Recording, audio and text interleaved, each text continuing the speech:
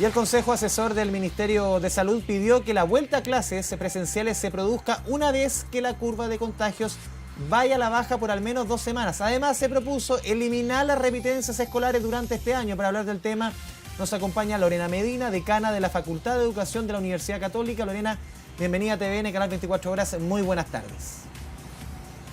Hola, muy buenas tardes. Lo primero, conversar contigo, Lorena, sobre esta propuesta de eliminar las repitencias. Para explicarle un poquito a la gente en la casa, hoy día quienes, entre comillas, califican los alumnos para la posibilidad de repetir son aquellos que tienen 2 promedios rojos o un promedio bajo 5, pero es de alguna forma un consejo en el colegio al final el que decide, no como antes que prácticamente automáticamente repetían. Hoy día es más complicado repetir, ¿o no? Sí, bueno, primero que todo decir que esta es una propuesta que hizo una mesa interdisciplinaria, interuniversidades, conformada por lo menos 30 o más académicos y académicas de diferentes universidades. Y ahí es una propuesta que se le hizo a la mesa, que se le entregó a la mesa y se le envió al ministro de Educación. Ya, eso primero. Y lo segundo, claro, hoy día, con el paso del tiempo, ¿cierto? Los procesos de mediación pedagógica para el aprendizaje hacen posible que haya mucho más recursos y estrategias para poder cumplir de alguna manera con que los niños aprendan, ¿cierto? Las ideas claves de las disciplinas, pero también desarrollen habilidades. Por lo tanto, se espera que más que repetir como una sanción, se les acompañe en un proceso que les permita salir adelante con sus aprendizajes. Lorena, justamente en ese sentido, en esta coyuntura, en un año tan especial, que no sabemos cuándo va a terminar esto, cuándo se van a reiniciar las clases con normalidad, ¿por qué es tan importante, incluso emocionalmente para un niño, eliminar elementos como la repitencia? Sí, yo creo que el mensaje, justamente la señal que hay que dar en este minuto es de contención, es de acompañamiento. Ya vivimos una situación suficientemente compleja, ¿no? En el sentido del encierro, muchos niños durante muchos días no pudieron salir de sus casas, sigue pasando eso, y no podemos contar con el hecho de que tengan condiciones como para estar aprendiendo a la misma medida que lo hacían antes. Ahora, también es cierto que tenemos una base de personas y de sociedad que no es muy igualitaria. Y por lo tanto, la manera en que enfrentamos esta pandemia y antes la crisis no es la misma para todas las familias y por lo tanto para todos los niños y las niñas. En ese sentido, lo que se espera en un momento como este no es pensar que tenemos un calendario, un cronograma habitual, porque eso no es verdad. No es hacer como que estamos bien, porque no estamos bien. Estamos viviendo un proceso súper complejo y lo que debería pasar es que pudiéramos acompañar a los niños en sus procesos, esperarlos, darles los tiempos que requieren, y no que reciban esto como una sanción o como algo que los desmotivará todavía mucho más de lo que probablemente están desmotivados emocionalmente. Viene a ser algo muy burdo o diría más bien, muy brusco, el que podamos pensar en repitencia en un año como este.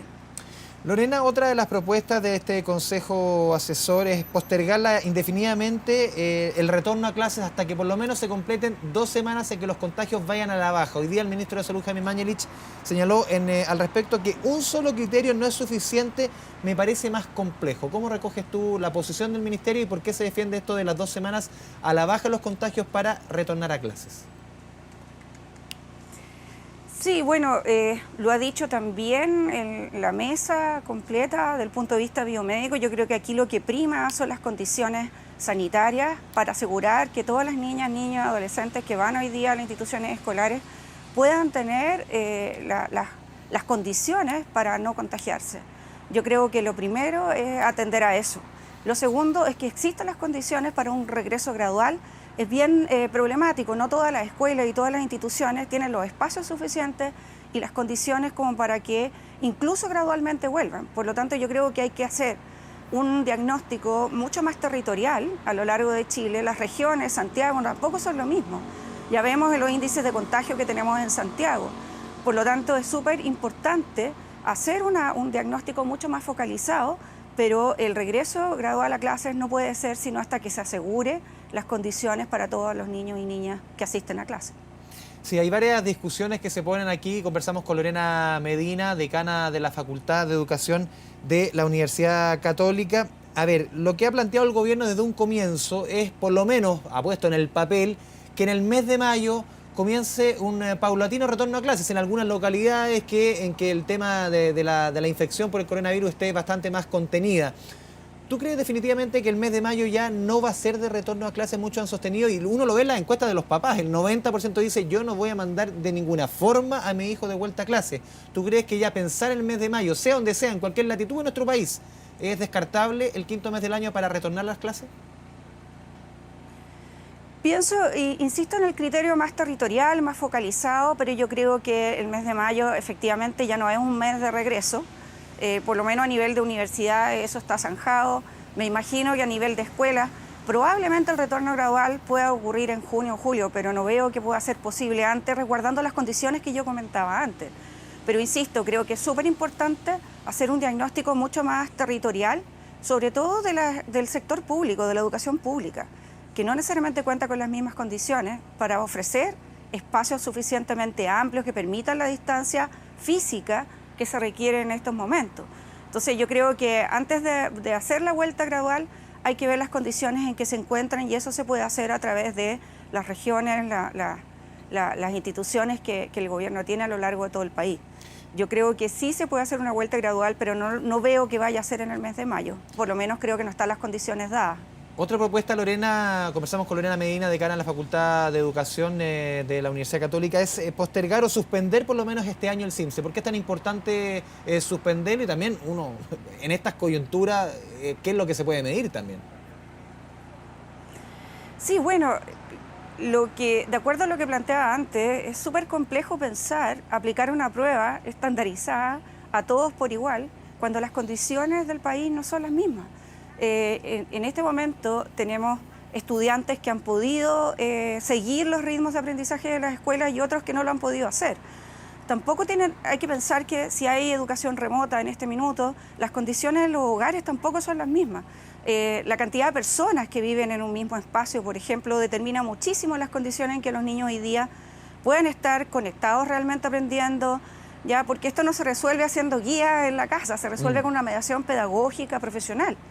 Entonces es bien complejo pensar que podemos aplicar una prueba, que además sería una inversión, a mi juicio, un poco pérdida, porque aunque se haga como diagnóstico, si el diagnóstico no es formativo, si no tiene consecuencias, si no caemos en hacer jerarquizaciones de escuelas, ni mucho menos, puede tener algún resultado. Pero lamentablemente estamos en una situación completamente distinta de lo habitual, y por lo tanto cualquier medición en este minuto es absolutamente sesgada y además desigual y en condiciones inequitativas para todos los estudiantes del país. Lorena, también dentro de los puntos, aquí como última pregunta, que usted o que se ha priorizado dentro de este consejo asesor, son 3 puntos fundamentales en el trabajo ahora y lo que viene a futuro con los alumnos. A ver, bienestar de las comunidades escolares, la educación remota, y quiero quedarme en un punto, la priorización curricular. ¿Qué tipo de materias se debe priorizar? Y dentro de las materias, ¿qué temas? Porque no es cualquiera agarrar todas las asignaturas y decir todas a la vez. ¿Qué es lo que se tiene que priorizar, que es muy importante? Mira, el informe que se entregó tiene ahí unas propuestas en base a criterios, y criterios de adecuación, ¿cierto?, de pertinencia, de relación con lo que estamos viviendo, pero también de aquello que es esencial en las disciplinas. Lo que creo que hoy día tenemos que hacer y que es una tarea que tenemos hace mucho tiempo en el currículum chileno. Yo creo, como lo dije hoy día en otro medio, es súper importante aprovechar esto como una oportunidad para poder hacer los cambios que tenemos que hacer. Esta emergencia, esta pandemia que estamos viviendo, nos muestra lo complejo que es tener un currículum con tantos contenidos como el nuestro y tener que priorizar hoy día contenido. Claramente debieran ser los núcleos fundamentales de las disciplinas y sobre todo habilidades relacionadas con las disciplinas y habilidades que son interdisciplinares, como la comprensión lectora, el manejo de números, la producción de textos, ¿cierto?, que son transversales a las disciplinas.